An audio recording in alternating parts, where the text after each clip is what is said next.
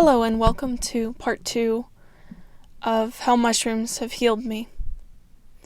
So this episode will be very revealing, both from the struggles of autism. There were so many things I was struggling with that I didn't even know. I didn't even know I was struggling with them until they went away. And in this episode, I'm going to highlight some of these things for you and identify some of the milestones I've experienced. Today's day 10 of freedom. Day 10 where I'm not bound by a sensory hell. Day 10 where I can wear whatever clothes that I want, whatever bracelets, whatever necklaces. Day 10 where I'm free to be myself. And I'm not bound by the chains of my disability. I'm honestly amazed that this has lasted for 10 days. And I've so much hope that this is my new normal.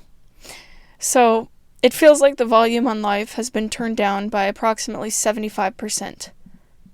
One of the new milestones that I experienced today is I was able to walk past a lawnmower without wanting to cry. In fact, I felt no discomfort at all.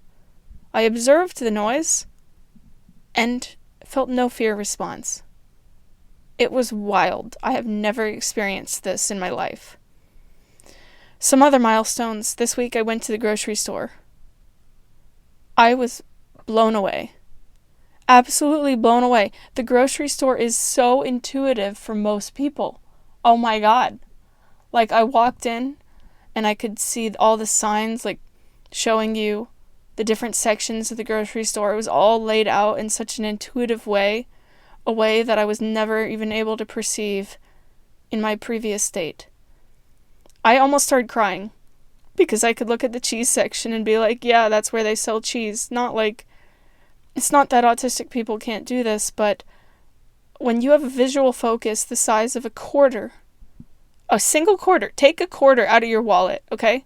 Take a quarter out and imagine that is the amount of focus that you have to work with in your visual field. How hard would it be in your life if you only had a quarter to work with? Driving is so much easier. Oh my God, I understand why people like driving now. I always hated driving because I was so focused on not hitting the car in front of me that I couldn't look at anything else. And I didn't even realize that other people didn't struggle with it like that. Now my visual focus has expanded from this quarter-sized amount to about 18 to 20 inches. I have a peripheral vision now. And even my visual acuity seems to be improving from this. It is absolutely wild. For those of you who know me personally, I have a long history of eye disease stuff in my left eye. The fact that my visual acuity is improving is nothing short of a miracle. By all doctors, by all estimations, I should be blind in my left eye right now, and I am not. And the truth is that living a good routine, doing all the things I do, eating healthy, exercising regularly, meditating almost every day, doing yoga, all of these things, and mushrooms, all of these things have reduced inflammation significantly in my body and in my brain. And it's been a tremendous help to no longer be bound by all of these things that I was completely unaware of. Some other milestones of the week. This one almost made me cry of joy. I talked to my coworker who was really into sports. Now, I really don't care about sports at all, never have. My whole life, was never good at team sports in school, probably, cerebellum issues. But basically, it just never really understood it, never really was interesting to me. But this week, that changed a little bit. I now understand why people love sports so much. So, because of facial blindness and autism, in my previous state, I would look around at other people and I'd be able to algorithmically identify their emotions based on some kind of algorithm. Granted, it was not a very effective algorithm until this year because I wasn't aware of facial blindness and I wasn't aware I was autistic. So I made a lot of assumptions that were completely false, like, real versus fake smile. That caused a lot of headache for me. Luckily, I moved past that. But when you have facial blindness, it is so disabling. It is so disabling because not only can you not remember faces, like if I tell you, picture your mom's face, what do you see? I don't see it. I don't see anything. Like, I don't even see my own face. I don't see my husband's face. I don't see my sister's face. It's like I can remember and visualize absolutely anything in perfect detail except faces. This is something that I kind of thought was normal. I thought other people had to figure out who people are based on context clues. I didn't realize that most of y'all can just look at faces and remember people, like, from how they actually look. And so, even more than this, I didn't realize that most people don't simply identify the emotions of other people. They actually feel them. So when my coworker and I were talking, and he's telling me about the Argentina game, I started seeing his social cues and feeling his emotional energy from his smile. It was mind-blowing. It was so mind-blowing. I had never experienced anything like that in my life. Because when you have facial blindness, there's less facial processing, which means there's no facial memory. But more than that, you just have to identify emotions on people's faces, and you don't feel a connection with them. You don't feel that human connection element. It's just simply not there because of the reduced activity in the fusiform gyrus. Incidentally, this is an area that mushrooms target. And I don't think it's a coincidence that mushrooms reduce the inflammatory biomarkers that are present in autism. And I don't think it's a coincidence that autism is fundamentally a deficit in global brain communication, and psilocybin increases global brain communication. This is literally the medicine, people. This is the medicine for so many ailments. This is the medicine for so many mental illnesses, and it is restricted. And that's wrong. There are real people, other people like me, suffering every single day because they don't even know that this is even an option. They don't even have any clue how much they're suffering. Other milestones I've had this week, for the last 10 days, I've been breathing deeper. I didn't realize it at the time, but breathing deeply was a sensory issue because when you have a lot of air in your lungs, texturally, it really doesn't feel good. It feels uncomfortable. And so despite me doing breathing practices on a weekly and almost daily basis and going to yoga twice a week, yoga really taught me how to breathe well, but it was always uncomfortable until now. For the last 10 days, I've been breathing deeper. I've been breathing without discomfort. I didn't even realize that I had discomfort from breathing, but I have my entire life until the last 10 days. Other milestones, I wore jeans this week. Jeans usually are very triggering to me. My best friend, when she saw me this week, pointed out, "Oh my god, I think this is the first time I've ever seen you wearing jeans." Did I still wear jeans before that? Sure. It still suffered. Like, I still felt discomfort from them, though. I would wear jeans to work because it's important to look professional, and I would just suffer through it. My mom taught me about the importance of professionalism in a career, and I'm very grateful that she was able to guide me on how to do this because society requires it. But people don't realize how ableist it is that these professional standards are set. It's ableist because of the pain and discomfort that autistics have to go through just to exist in this society, living in a job or keeping a career. If you don't look professional, people assume you can't do your job. And that's not accurate. That's not only inaccurate, but it's also unfair to people like me who are dealing with disabilities that make it so much more difficult for them. So this week, I've literally been wearing skinny jeans, and it doesn't trigger me. Earlier today, I ran to my husband. I said, "Oh my god, I can paint my nails again." And he was like, why couldn't you paint it before? Couldn't you have painted it before? I was like, no, it's always been a sensory issue. That's why I only got my nails painted like once every 10 years. Because the weight of the paint weighs down the nails, and it just bugged me horribly. I can wear bracelets now. I can wear bathing suits of almost any style. Before, I could only wear a certain specific style of bathing suit. Otherwise, it would be really triggering for me. I went out and bought a brand new dress that looks so beautiful that would have previously been really triggering. I went out and got a new swimsuit. I can wear all this jewelry that I've had literally stored in my bathroom for so long because it was triggering. Sometimes I still pushed through the discomforts of it. Sometimes I still said, you know what? Yeah, it sucks feeling this on my wrist, but I want to wear this. Ultimately, though, I always took it off. And now I can wear a bracelet. Now I can wear a necklace. It's so much more than a necklace and bracelet. It's so much more than a dress. It's so much more than a bathing suit. I'm free. I'm free, and it's day 10 of this freedom, and it's just so amazing. I didn't even know all the ways I was being restricted in my life until it was gone. And are there strengths to being autistic? Absolutely, and those are strengths I would not change, I would not trade. But the truth is that there exists a way to be autistic and to be functional. To be autistic and not be disabled. This exists, this possibility exists, and it won't change your personality. It will simply remove all the disabling aspects of autism while keeping all the great parts, like increased local brain communication, and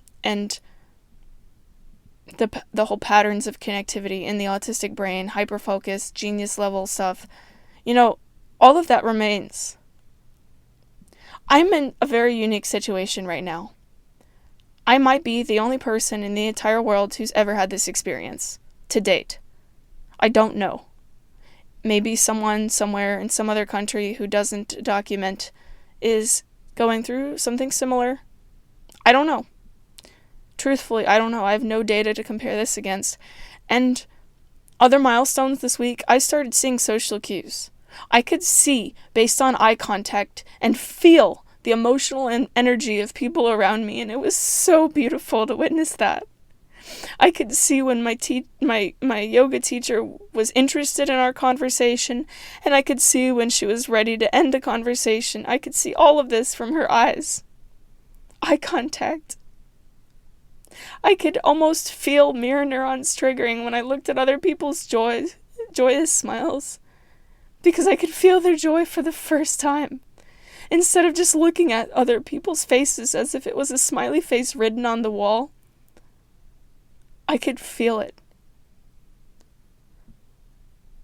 When I told my husband a bad joke, I could see the look of annoyance on his face. And when I made him laugh, I could see his joy and his smile. And I could see my own joy and my own smile. When I look in the mirror, I still can see that. It's so special. It's so special to have this connection with self and have this connection with others. It's so special. There's so many people that take it for granted because they don't even know that people like me exist. They don't even know because they don't have a frame of reference for even imagining it. Yet they label autistic people as the ones lacking in cognitive empathy. I have a whole episode on that. You should listen to it if you get a chance. It's so tragic. Like, the medicine for this is so available and yet so restricted. A societal change needs to happen. This needs to be reformed. Straight up, this is the hill that I'm willing to die on if I need to. I hope it doesn't come to that, but straight up, the hell of sensory overload from autism, I'd imagine that is worse than jail. I didn't even realize how bad it was until I saw how good it could be. I didn't even realize how much I was suffering and dealing with until after the fact. And there's so many other milestones that I've been experiencing this week. One of them is instant emotional processing. It is so freaking foreign to me. I'm so not used to being able to instantly process any emotion that I experience in that moment. Normally for me, there's a 4-hour delay between how I feel in a particular situation and then recognition of that feeling. And trying to connect it to the situations is very, very difficult. Because if you don't know what made you upset, then how can you change it? If you don't know why you're feeling frustrated and you're trying to connect it to one of the 26 events in the last 6 hours, how are you going to be able to make changes in your life? How can you change your habits if you're utterly unaware of them? You can't. You just get trapped in these horrible destructive cycles of toxic thought loops, and it's not easy to get out of. This is something a lot of autistic people experience, these thought loops, these routines. We don't make routines just for the hell of it. We make routines because it helps us cope with a sensory trauma. One of my routines was to dry myself off the exact same way every time, because I was trying to reduce the amount of time, specific, like arms and legs. I was trying to find the optimal algorithm for reducing that sensory trauma. And now that all the sensory issues are gone, suddenly I don't need any of these routines. Like, straight up, almost all of my routines are malleable now. And being able to process my emotions in an instant, I would lie if I told you it was easy. It's not easy. In fact, it's so foreign to me, I don't even know what to do with it, somewhat. I mean, yeah, I've studied a lot of psychology and stuff like that, but when you're in the middle of an anxiety episode, I'm not going to say anxiety attack because I don't think it's that severe. I think it's just like a regular feeling of anxiety. When you're in the middle of feeling anxious and you don't have any examples or people that can really show you what to do in that situation, it's really tough. Basically, alexithymia, inability to process emotions and recognize bodily states, prevented me from realizing all the situations in my life that were linked to negative emotions. So if I felt really sad, I wouldn't know why I was feeling sad, because whatever made me feel sad could happen 4 to 8 hours ago, or even more. And so what happens? What happens is this natural suppression of trauma. Because if you can't process your emotions, what happens? They get bottled down. Into the subconscious they go. Into the subconscious they go. And ultimately, all of this bottled up trauma explodes. You know what they call that? Autistic meltdown. It's not for fun. We don't just have an autistic meltdown for fun. It's because we are struggling to process things. We can't process them instantly, and then all of that trauma builds up. And now that I'm in this revolutionary state where I can process instantly, I find myself needing to find ways to cope with it. It sounds maybe kind of crazy. Like, what do you mean cope with it? Isn't it a better state? Yes, it is a much better state, and I'm doing absolutely everything I can to promote neurogenesis and also train these new brain circuits. I've been literally looking up faces in my free time. But it's tough. It's tough because I don't have a whole lot of examples of how to process these emotions effectively. And I would love to go to therapy, but the thing about therapy is that you kind of need a therapist who knows how to help you, and sometimes it's hard to find therapists who can do that. And especially for ND folks, neurodivergent people, there's a lot of therapists which will just tell you to keep pushing through your discomforts, but if you have a neurological wiring difference that makes that difficult or traumatizing to you, then there's a lot of bad advice out there. And so it's so weird. It's so weird because I'm in this state where, like, I have improved my life in every single aspect from this experience, but also I feel almost lost in a way. Not because my identity is gone, it's not. I'm still who I was before, mostly, just without the traumas, as many of them. But it's hard not to flounder. It's hard to know what to do when you feel a certain emotion if you don't have an example for it. It's hard to know how to emotionally regulate if you didn't have an example for it. Like, yeah, I had a few people in my life who were good at emotional regulation. But I would say that wasn't really the norm. Mostly in my family, it was like, if you're feeling this, just forget about it, it'll be better tomorrow, or something like that. Like, we didn't really have these raw conversations. We didn't really talk to each other at a vulnerable state like this. Because there was so much fear and guilt that being vulnerable in this way would mean that you're going to be judged somehow. But you're not. The truth is, real strength comes from vulnerability. The truth is, real strength is being able to admit that, hey, everyone goes through things in life, and everyone is struggling with different things that you might not know about. And to be able to talk about that and express that with other people, and becoming aware of it, becoming aware of what your struggles are, is the first step to transmuting them. And all week I've been writing like crazy in my different journals about all these effects, all these things I'm experiencing.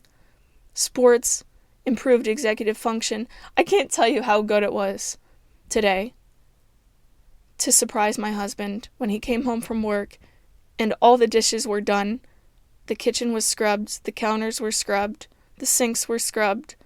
Like, it is so hard for me to explain to you how difficult it is to deal with these executive dysfunctions in autism.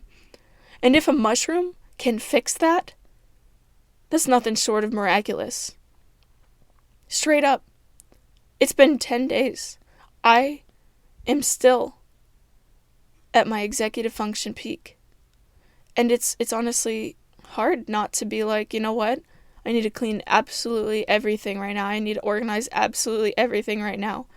Because the thing about disability is that you don't know if you'll be able to do it tomorrow. You just don't know. My husband has seen the worst of my executive dysfunctions.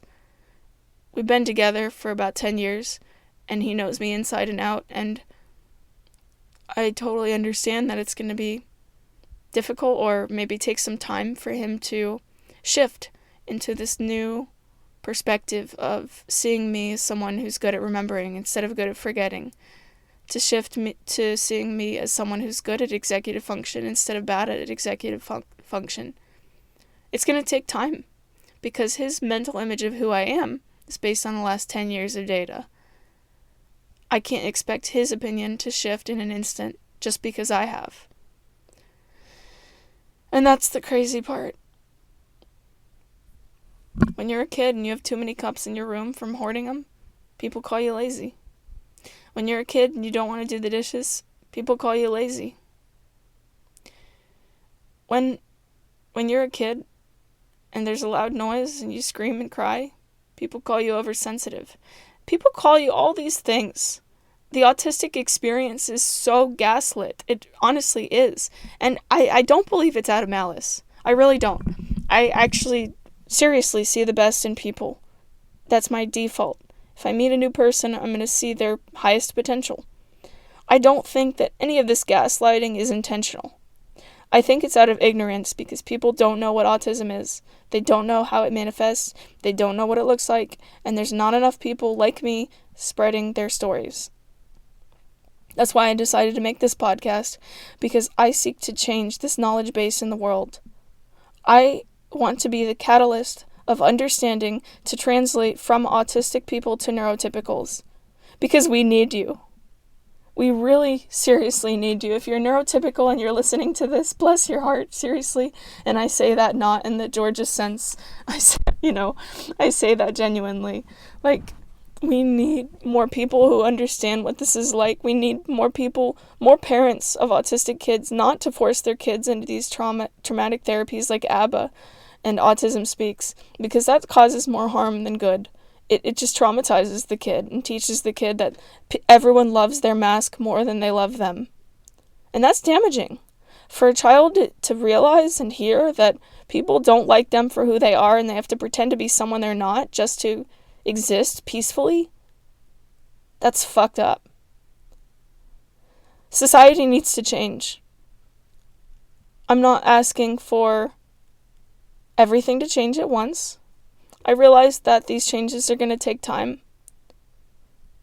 But the cornerstone is that society needs to at least be aware of these things. At least be aware of these issues. Like, if someone has no legs and lives in a wheelchair, everyone can see that. That's a physical thing. People can see that you have no legs. People can see you're in a wheelchair. People can see that you need help. And then maybe they build a ramp, if you're lucky. That's a different story, but maybe. The point is that when you have a disability that's not physical, that maybe you don't even know that you yourself have, it's so hard. It's so hard because other people can't see it and they don't know how to help you. And instead of understanding what you're going through, they just dismiss all of your traits as being quirky or weird or trying to one-up you or all of these things. People are really judgmental. And this week has really shown me how good life can get. Like, I feel high on life this week. I really do. Because life is just so wonderful to experience. It really is. People are so beautiful. Seeing the love everywhere, from my friends, from my family, from my husband, from myself. Being able to see that emotional energy and connect to it. Being able to listen to what another person's talking about that they're interested in and be able to share in that interest. This is the most wonderful experience I've had in my life. I didn't even know that I was missing it. I didn't even know how much I was struggling with deep breathing until I could breathe. I didn't even know how I could sleep so peacefully. I've been sleeping amazingly well for the last 10 days because my brain is now able to tune out all of these traffic noises. I have literally slept so well. It has transformed so many things. And I hope to see a world that is shifted. I hope to see a world where people value the elevation of consciousness. I hope to recreate, maybe from the inside out, a society that values people beyond what they can produce. We're not just cogs in a machine. We're more than that. Every person, autistic or not, is special and divine in their own way. And just because I have strokes of genius that let me have pattern recognition capabilities that are better than some NTs or whatever, that doesn't mean that I have more superiority over anyone else. These level 2 and level 3 autistics, they're worthy. They're just as worthy as you are and just as worthy as I am. Worthy to exist, worthy to express themselves, worthy to be who they are, without people seeking to change them. If they want to be changed, if they want to change themselves, they should absolutely have that choice. And these treatments are revolutionary in being able to offer new choices that actually work at a more permanent level instead of being a band-aid fix for a solution. I hope to see a world, a new vision of sorts, where people can get the healthcare that they need, where mental illness is not stigmatized, where people can freely talk about their vulnerabilities without fear of judgment, where people can connect to each other. I hope to see and create a world where people can have conversations like this. These conversations aren't always easy to have. It's difficult to talk to your family about your shared family trauma. But these conversations are so important to have because awareness is the first step to healing. If you don't know there's a problem, you're not going to heal it. If you don't know you have a problem, how can you even heal that? Or even worse, there's a big problem, you don't know the problem's there, and you think that everyone else has to deal with it the same way as you, so you just accept it as a limitation because you don't know any better. This is the reality for hundreds, thousands, maybe even millions of autistic people who are undiagnosed. Almost every single day, another autistic person figures out, oh my God, I'm autistic. Maybe they're my age, I'm considered young for being able to know this information, and let alone healing from it. Like, holy shit. I spent 10 months hyper-focusing on neuroscience, and it's been 10 months to basically create this level of freedom for me that childhood me never would have thought possible.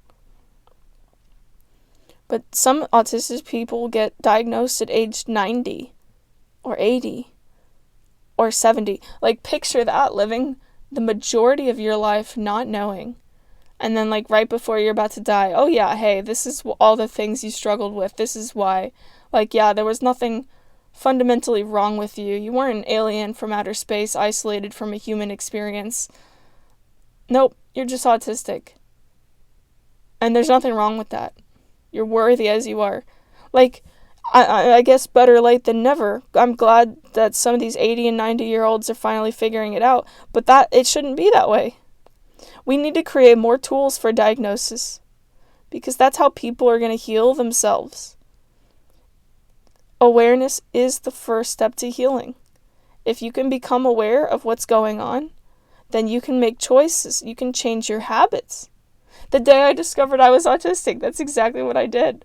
I was like, screw the judgment of other people. I'm going to shake my body. I'm going to shake it so hard.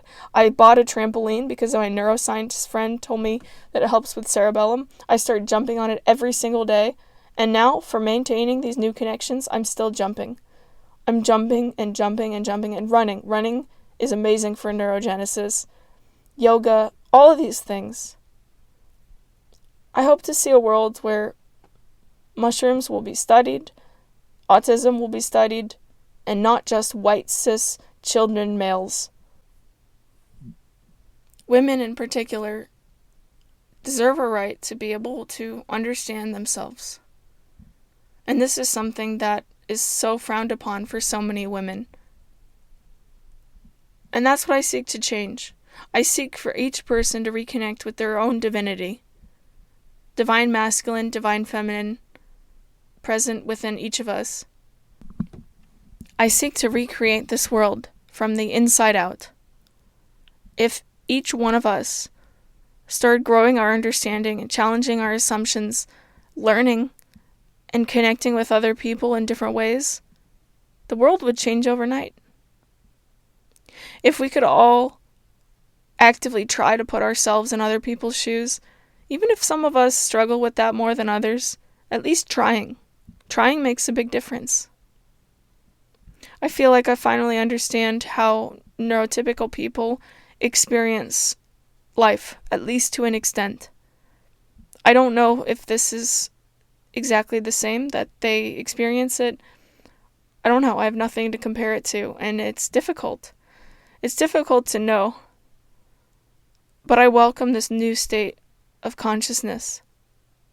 I welcome this new state with such eagerness that I'm willing to do whatever it takes to maintain it.